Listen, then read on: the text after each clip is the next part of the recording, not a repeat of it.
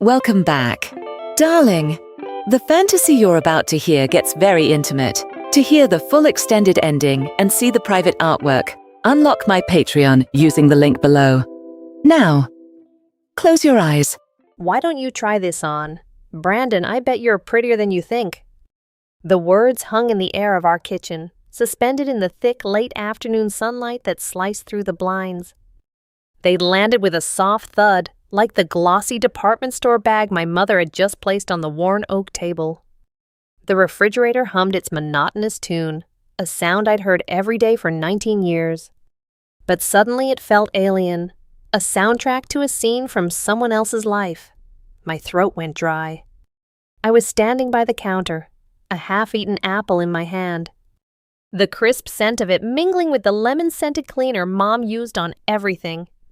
The linoleum floor, cool beneath my worn-out sneakers, seemed to tilt slightly. The bag sat in a perfect square of sunlight, its rope handles pristine. Its logo a swirling, elegant font I didn't recognize facing me like an accusation. My mother, Diana, watched me from across the table. She had a way of being perfectly still that was more commanding than any shout. Her hands were folded, her expression was one of mild, academic curiosity, as if she were a scientist observing a particularly interesting specimen. She was a beautiful woman, sharp and put together even in her casual clothes. Her voice always a gentle murmur that carried the weight of an unshakable command. You didn't argue with that voice. You just complied. What the word came out as a croak. My mind was scrambling, trying to find a logical explanation. Maybe it was a gift for a cousin, a gag, a mistake. Just look inside, she urged, her voice as smooth as cream. My feet felt bolted to the floor. I didn't move, so she did. She glided around the table, her movements economical and precise. She reached into the bag, the crisp tissue paper rustling like dry leaves. My eyes were fixed on her hands, her manicured fingers disappearing into the white abyss. She pulled out a cascade of soft pastel fabric. It was a dress, a simple pale yellow sundress with tiny blue flowers. It wasn't flashy or provocative. It was sweet, innocent. And it was unequivocally, absolutely, for a girl. What the hell is this? Is she serious? This has to be a joke. Some kind of weird test. Did I do something wrong? No, this is insane. She's lost her mind. My heart started to hammer against my ribs, a frantic, trapped bird. A hot flush climbed my neck, spreading up to my ears. Mom, what is this? My voice was tight, strained. I sounded like a stranger to myself. It's a dress, honey, she said, her tone infuriatingly calm. She held it up against her own body for a moment, letting it drape. The fabric was light, almost translucent in the sunbeam. I saw it and I thought of you. I laughed, a short, sharp, ugly sound. You thought of me for this, that's not funny. She ignored my anger, her focus entirely on the contents of the bag.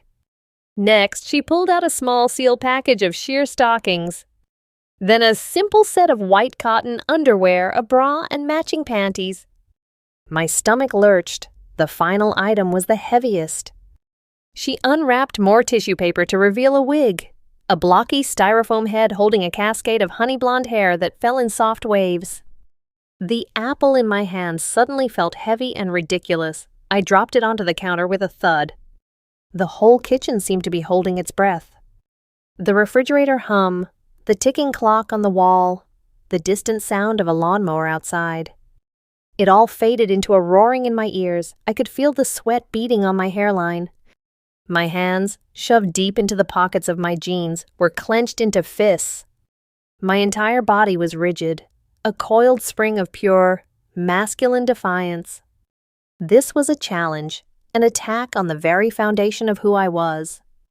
I was Brandon. I played basketball. I worked on my car.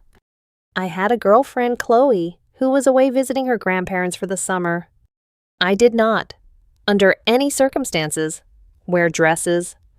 I'm not doing this, I said, the words ground out between my teeth. Whatever this is, I'm not playing. Diana finally looked up from the clothes, her gaze meeting mine. There was no anger in her eyes, no disappointment, just that same serene, unnerving patience. It's not a game, Brandon, it's just an experiment for me, for you. No one has to know, it's just us. There's nothing to experiment with. My voice was rising, cracking with a mixture of rage and something else. Something I couldn't name. Shame, fear, I'm a guy. Your son, remember? Of course I do, she said softly. She reached out and let her fingers brush against the fabric of the dress, a slow, thoughtful caress. But I've always been curious. That was her weapon, curiosity. It sounded so harmless, so academic. Not I want you to do this, but I'm just curious what would happen if... It was a trap laid with pillows. I wanted to storm out of the room, to slam the door and blast music until my eardrums bled. I wanted to grab that stupid bag and throw it in the trash. But I was paralyzed by the sheer calm certainty on her face. It was as if she knew something about me that I didn't. Her next move was brilliant in its simplicity. She picked up the dress, walked over to me, and held it out. Not aggressively, but as a simple offering. Just feel it, she whispered. My rational brain was screaming, no, don't touch it, walk away, this is a line, don't cross it. But my hand, of its own volition, moved. It was a traitor. My fingers, calloused from changing oil and gripping a basketball, brushed against the material. It was shockingly soft, not like the rough denim of my jeans or the sturdy cotton of my t-shirts. It was smooth, cool, and impossibly light. It felt like nothing, like a cloud. My mind was repulsed, but my skin, my nerve endings, were sending back a different message.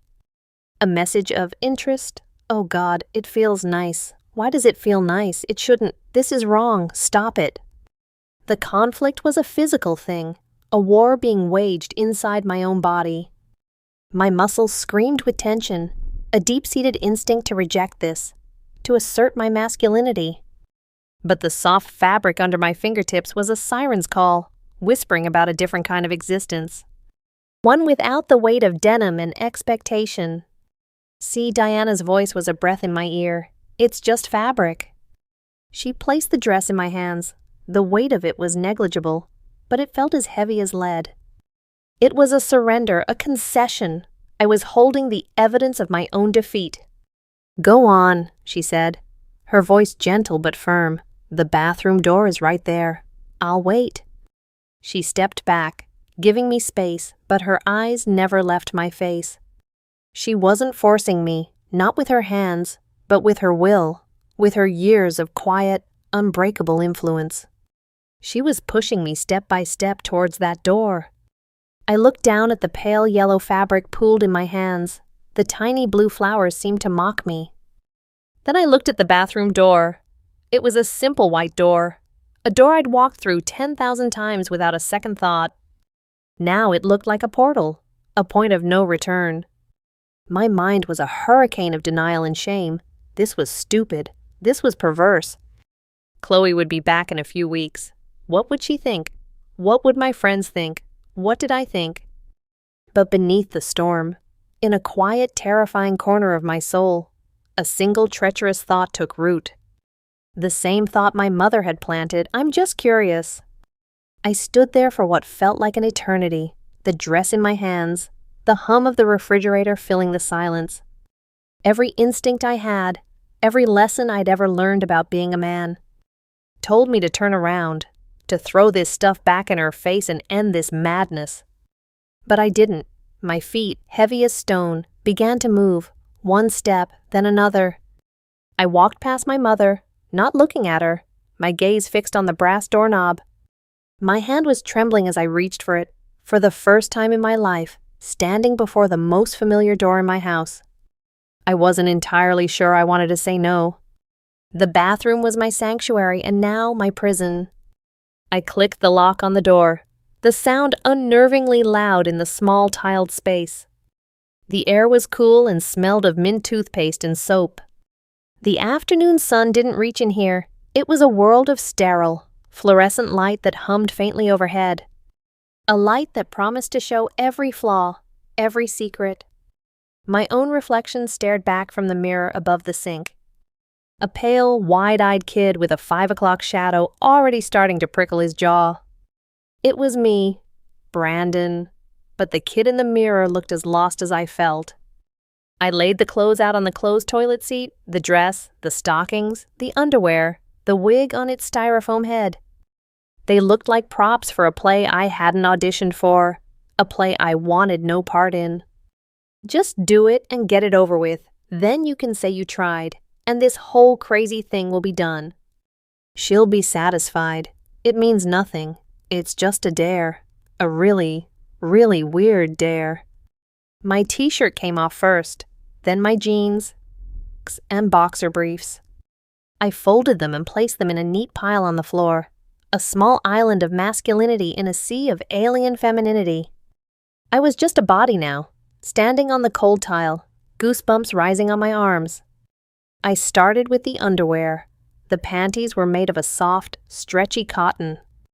Pulling them on was the first real shock. The fabric was thin, hugging my hips and backside in a way my boxers never did. It was a feeling of containment, a soft, constant pressure that was entirely new. It felt wrong. Not painful, not even truly uncomfortable, but fundamentally, existentially wrong. My body was being defined in a way it had never been before. Then came the bra. I fumbled with the clasp at the back, my fingers clumsy and thick. It took me 3 tries. My arms twisted at an awkward angle.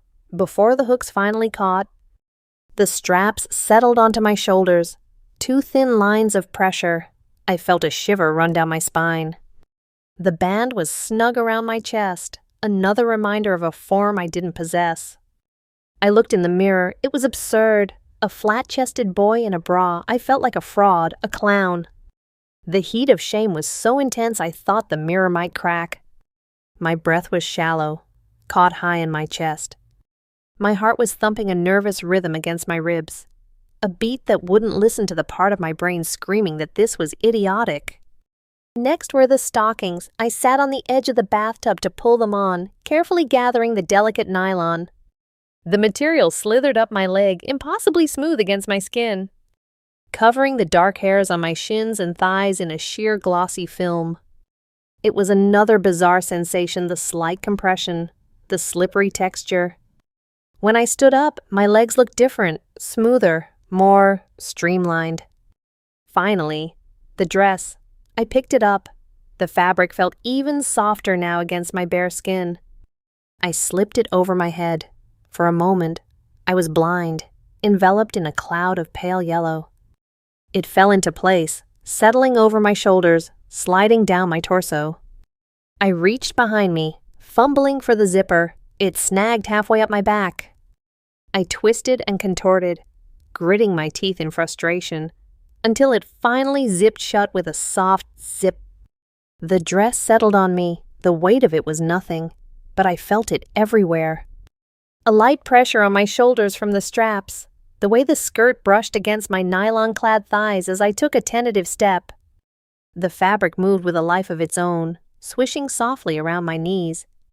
I automatically tried to stand like I always did, feet apart, shoulders slumped. But the dress fought me. It wanted me to stand differently. My feet moved closer together, my back straightened, just a little. I forced myself to look in the mirror, and my breath hitched.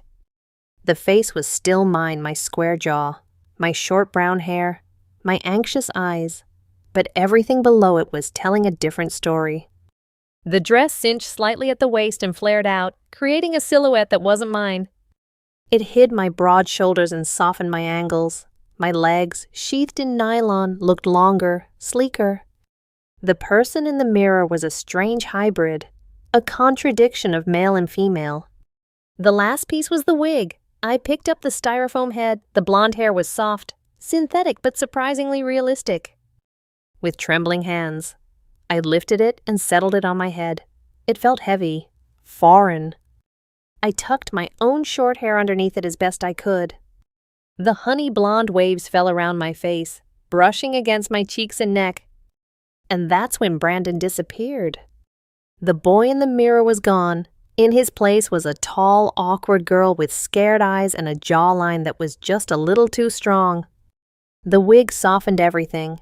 The long hair changed the shape of my face, hid the width of my neck. Who is that? That's not me. That can't be me. But it is. Oh God, what have I done? A soft knock came at the door. Brandon. Are you okay in there? It was my mother. Her voice was as calm as ever. My own voice was trapped in my throat. I couldn't answer. Just for a minute, she said. Let me see. I'll help you with it. My hand was shaking as I reached for the lock. I turned it, the click echoing the surrender in my heart. I pulled the door open just a crack. Diana's eyes widened, just for a second, before her placid mask returned. Oh, honey, she breathed. She pushed the door open gently and stepped inside, her presence filling the small room. She looked me up and down, a slow, appraising gaze. I felt my skin burn under her inspection. You didn't get the zipper all the way up, she said matter-of-factly. She stepped behind me. I flinched as her cool fingers brushed the bare skin of my back. She tugged the zipper up the final inch. Then her hands were on my shoulders, turning me to face the mirror again. Now look, she said, her voice low. We stood side by side, our reflections looking back at us. She reached up and adjusted the wig, pulling a few strands forward to soften my jawline. Her fingers were deft and sure. She smoothed the fabric of the dress over my hips. It's a little tight in the shoulders, she mused, more to herself than to me. We'll get a bigger size next time. Next time, the words hit me like a physical blow. Then she smiled. It was a genuine, warm smile, the kind I hadn't seen directed at me in a long time. It reached her eyes. It's lovely, she said. See, the color is good for your skin. I couldn't speak. I could only stare at the stranger in the mirror, this impossible creature my mother had conjured into existence. I felt a bizarre cocktail of emotions deep, mortifying shame mixed with a tiny, flickering spark of something else. It wasn't pleasure, not yet. It was a sense of being seen. Not as Brandon, the son who was supposed to be a certain way, but as this blank slate. Diana leaned in closer, her face next to mine in the reflection. She looked at the blonde girl in the yellow dress. Hello, Briana, she whispered, the name a puff of warm air against my ear. The name landed in the silence of the bathroom and rooted itself deep inside me. Briana. It wasn't a question. It was a declaration, a name for the girl in the mirror, spoken so casually, so certainly, that it left a ringing in its wake long after she'd pulled away. The bathroom door was no longer a one-way portal. In the days and weeks that followed, it became a revolving door between two worlds, two selves. Briana didn't vanish after that first, terrifying experiment. Instead, she began to take up space, silently, insidiously, within the walls of our house.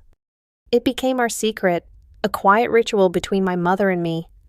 There were more shopping bags, not left on the kitchen table like a challenge anymore, but placed discreetly on my bed while I was out. A simple A-line skirt in navy blue, a soft cashmere sweater, a pair of black flats size 11 that didn't look nearly as boat-like as I'd feared, and makeup. I'd come home from my summer job at the hardware store, the smell of sawdust and metal shavings clinging to my clothes, and find a small, elegant bag from a cosmetics counter on my pillow. Inside would be foundation, concealer, a mascara wand that looked like a tiny medieval torture device, and a tube of neutral-colored lipstick. There were never any instructions, just the objects themselves, an invitation. One evening, I found myself in the bathroom again. The door was locked, the fan whirring to cover any sound. My Brandon clothes were in their neat pile. My Briana clothes, a simple blouse, and the new skirt were on. I sat on the toilet lid, the little makeup bag open before me, its contents spread out on a towel. This is crazy. I'm putting on makeup. Me. If my friend saw this, if Chloe... The thought of Chloe was a sharp, painful jab. I pushed it away. She was still gone for another 2 weeks. That was a lifetime away. I picked up the foundation. It was cool and liquid on my fingertips.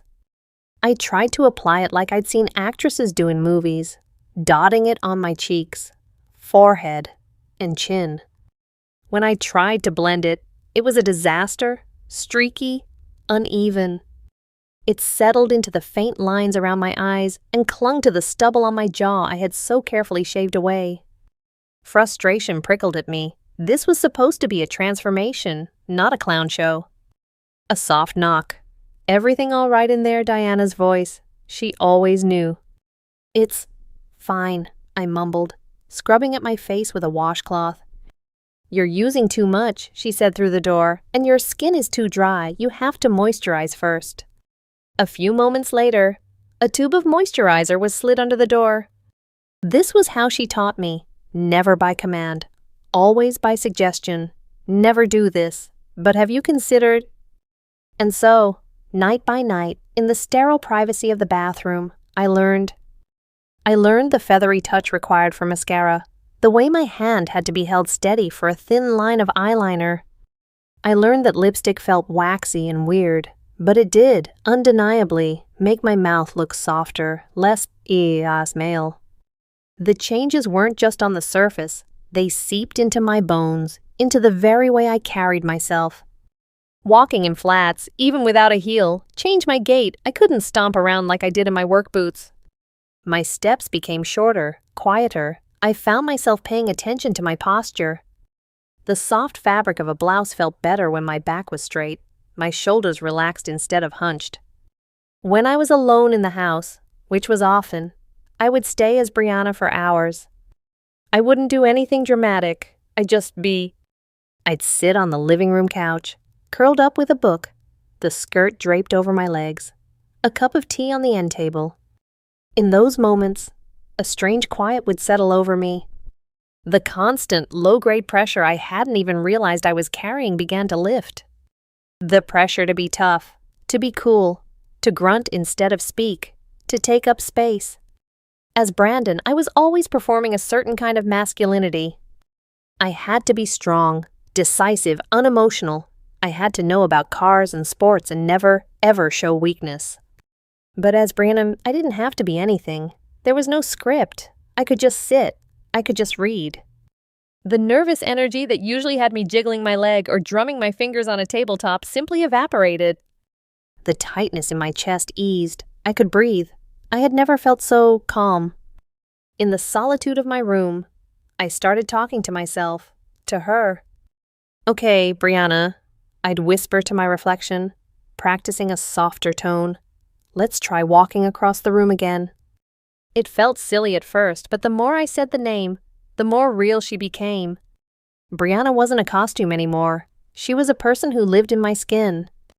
A person I was starting to know, a person, I had to admit, I was starting to like. This fragile new piece was shadowed by a looming deadline, Chloe's return.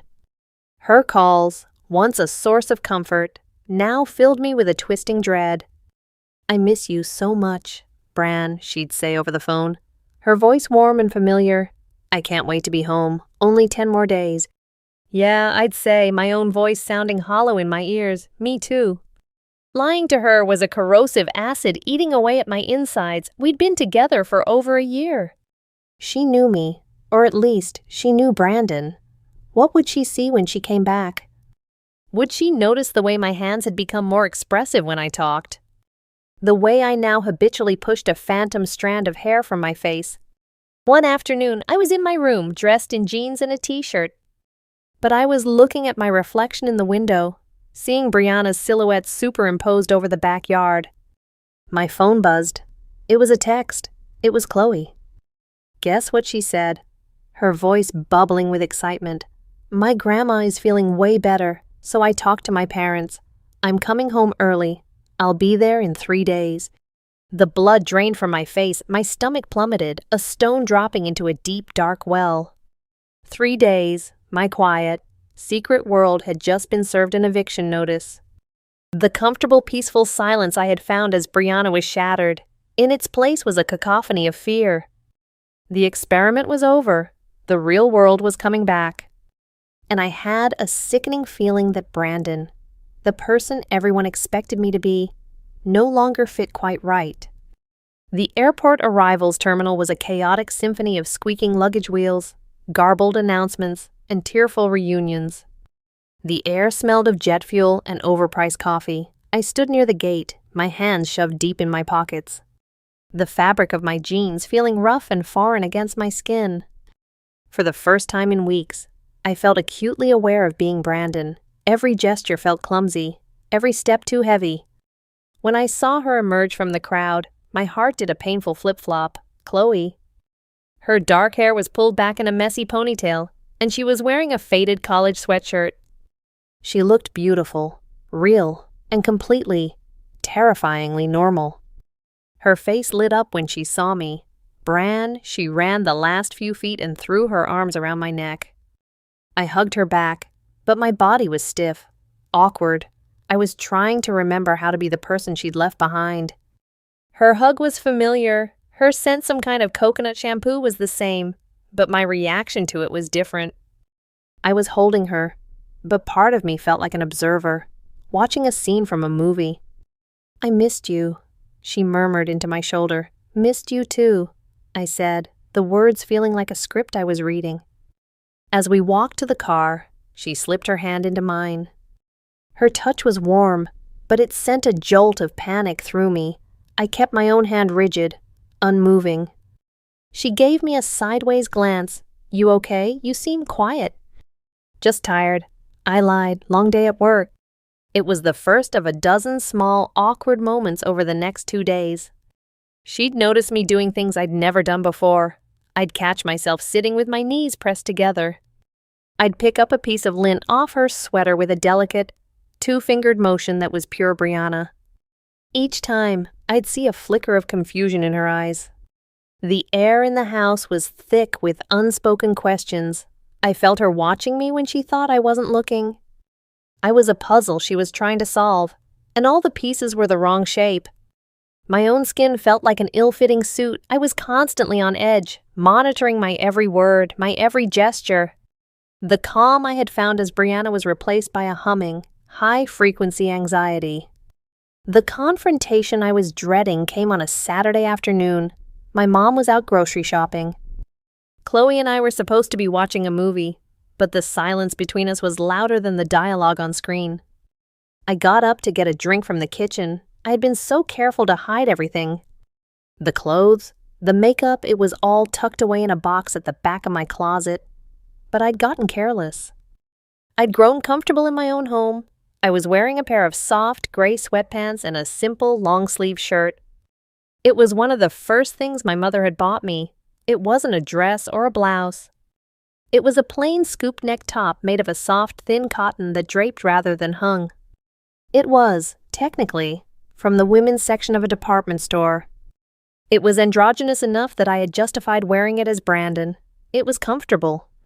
I was standing at the kitchen counter, pouring a glass of water, when Chloe walked in. The afternoon sun was streaming through the window, illuminating the fine knit of the shirt, the way it clung softly to my frame. She stopped in the doorway. Her eyes weren't on my face. They were on my shirt. "Oh no, she knows. She can tell. It's just a shirt. It's just a stupid shirt. But she can see it. She can see everything." "Bran," she said, her voice hesitant. "That's a new shirt." "Yeah," I said, my back still to her. My hand holding the glass was trembling slightly. Mom picked it up for me. She paused, searching for the word. "It's different." I turned around slowly, forcing a casual smile that felt like it was cracking my face. "What, you don't like it?" She walked closer. Her brow furrowed in concentration. She reached out, her fingers brushing the fabric on my shoulder. It was an innocent gesture, but it felt like an interrogation. "The material is so soft. It looks like one of mine." My throat closed up. The lie I had prepared, the easy denial, wouldn't come. I just stood there, trapped in her curious, concerned gaze. "What's going on with you?" she asked, her voice soft, but laced with an undeniable thread of hurt. "You've been weird ever since I got back. You feel distant. It's like you're not really here." I opened my mouth, but no sound came out. My mind was a blank wall of panic. Just then, the front door opened and closed. My mother, my heart both sank and soared, salvation and damnation all in one. She walked into the kitchen, her arms full of grocery bags. She took in the scene in an instant, me, frozen like a deer in headlights. Chloe, her face a mask of confusion and pain. Diana didn't miss a beat. She set the bags down on the table with a soft thud. "Chloe, dear," she said, her voice a placid pool in the middle of our churning tension. "It's good to see you."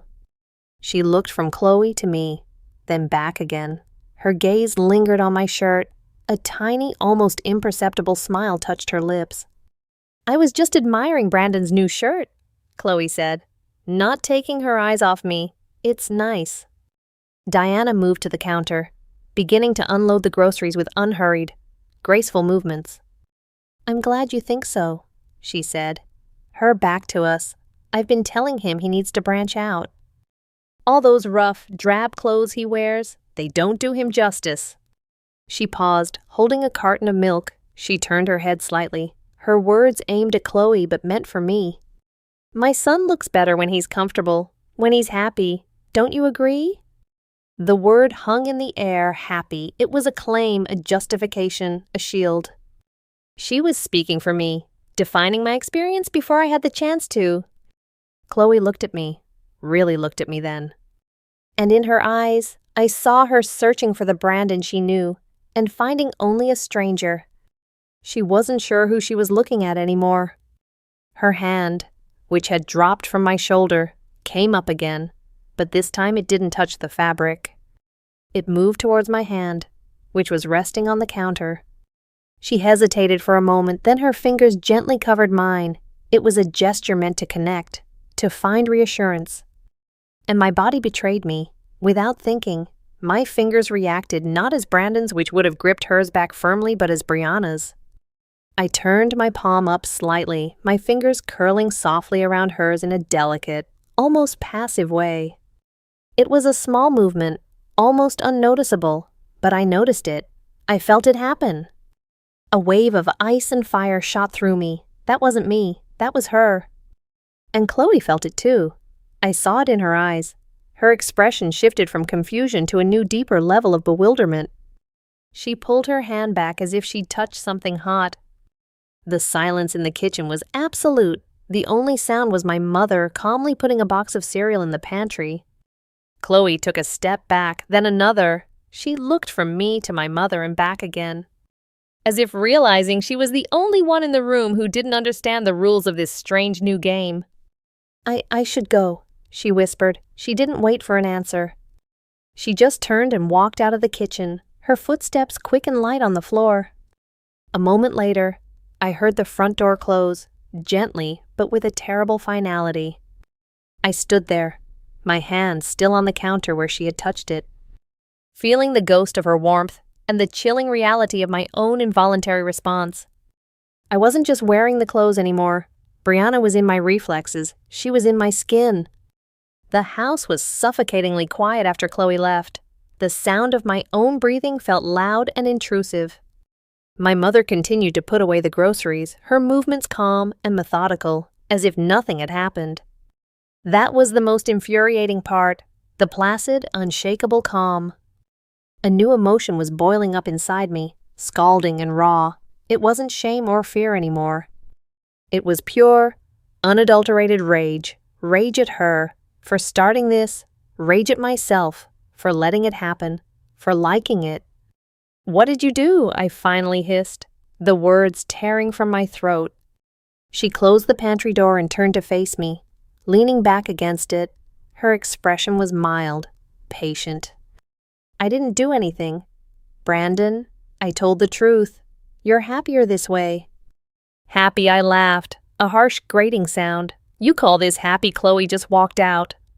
She looked at me like I was a freak. "Because of you, because of this project of yours." I started pacing the kitchen floor, my sneakers squeaking on the linoleum. My body was thrumming with a desperate energy. I felt like a caged animal.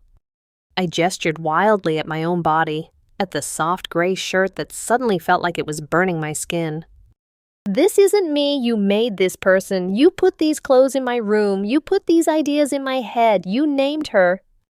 I didn't put anything in your head that wasn't already there, she said, her voice losing none of its infuriating composure. I've seen it for years. Brandon, since you were a little boy. Seen what I yelled, that I didn't like getting covered in mud, that I preferred reading to football. That doesn't mean this. It means you were hiding, she stated, as if it were a simple, undeniable fact.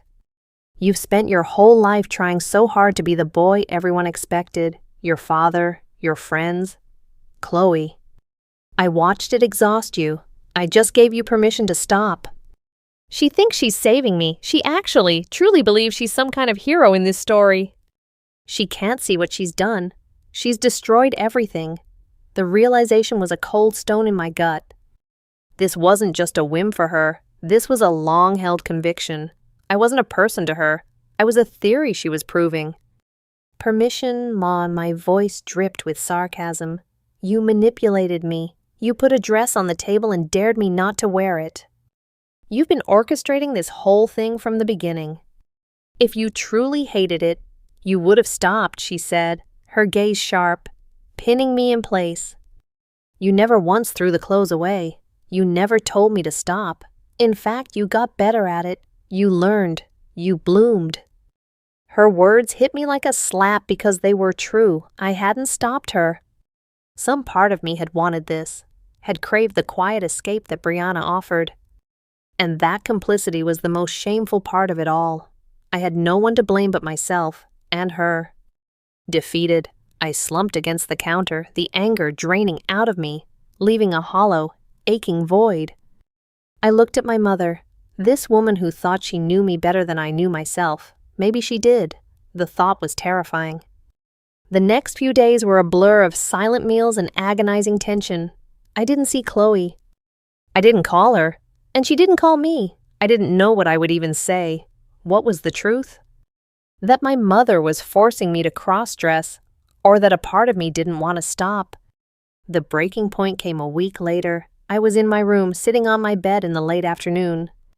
I was fully dressed as Briana, a simple blue skirt, a white blouse, the blonde wig feeling almost natural on my head now. My mother had taught me how to do a simple, clean makeup application, and I'd spent an hour perfecting it. I wasn't going anywhere. I wasn't doing anything. I was just being. It was the only way I knew how to quiet the storm in my head. My phone buzzed. It was a text, not from Chloe, but from my mother. I was in the room right down the hall from her. The text was just a picture, an image file. I opened it. My blood ran cold. It was a photo of me, of Briana, the one she had just taken, clearly, without my knowledge. I was sitting on my bed, staring out the window, the sunlight catching the blonde hair. It was a surprisingly beautiful picture, candid, thoughtful, serene. Underneath the picture was a caption sent to Chloe, and then a second text. Sometimes people need a little help to understand. My phone slipped from my numb fingers and clattered onto the floor. I couldn't breathe. The air in the room was gone, my vision tunneled. She had gone behind my back. She had taken my most private, vulnerable self and exposed it, weaponized it, sent it out into the world without my consent. This wasn't about my happiness anymore. This was about control. This was about her winning. I scrambled off the bed, my skirt twisting around my legs. I flew out of my room and down the hall to hers. I didn't knock. I slammed the door open. She was sitting in her armchair, her phone in her hand, a calm, satisfied look on her face. "How could you?" I screamed, my voice cracking, a grotesque sound coming from this painted face. Before she could answer, we heard a car door slam outside. Footsteps pounded up the front walk. The doorbell rang, sharp and frantic. My mother stood up. "That will be her," she said, with a triumphant finality. "Now she'll see. Now she'll have to talk about it." She went to answer the door. I was frozen in the hallway, a prisoner in a costume. My heart hammering against my ribs so hard I thought I might pass out. I heard the front door open. I heard Chloe's voice, tight with emotion. "I got your text. Where is he?" "He's right here," my mother said, her voice smooth as silk. Why don't you come in?" Chloe stepped into the entryway, and her eyes found me standing in the shadowed hallway. Her face was a storm of emotion, shock, pain, confusion, and a flicker of something I couldn't read. She saw all of it, the wig, the makeup, the skirt, the full picture. But then her eyes darted past me, to my mother, and that's when she saw it. My mother wasn't looking at her, or even at me. She was looking at her phone, which she was holding up, angled just so. She was recording Chloe's reaction, documenting her experiment's success. The realization dawned on Chloe's face, slow and then all at once. Her expression hardened, the pain replaced by a cold, clear understanding. She wasn't here to be reconciled with. She was here to be an audience, a witness for Diana's grand thesis about her son. "Oh my God," Chloe whispered, her voice filled with disgust.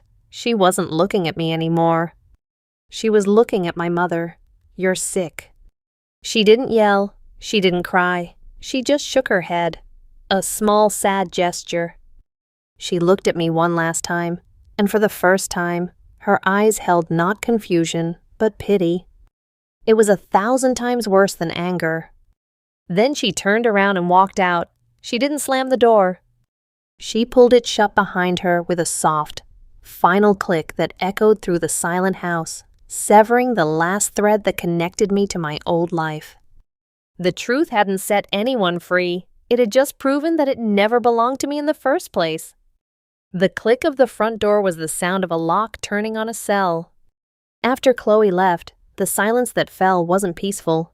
It was heavy, accusatory. I turned and looked at my mother. She had lowered her phone, a flicker of disappointment on her face. As if her subject had walked off the set before she got the perfect take.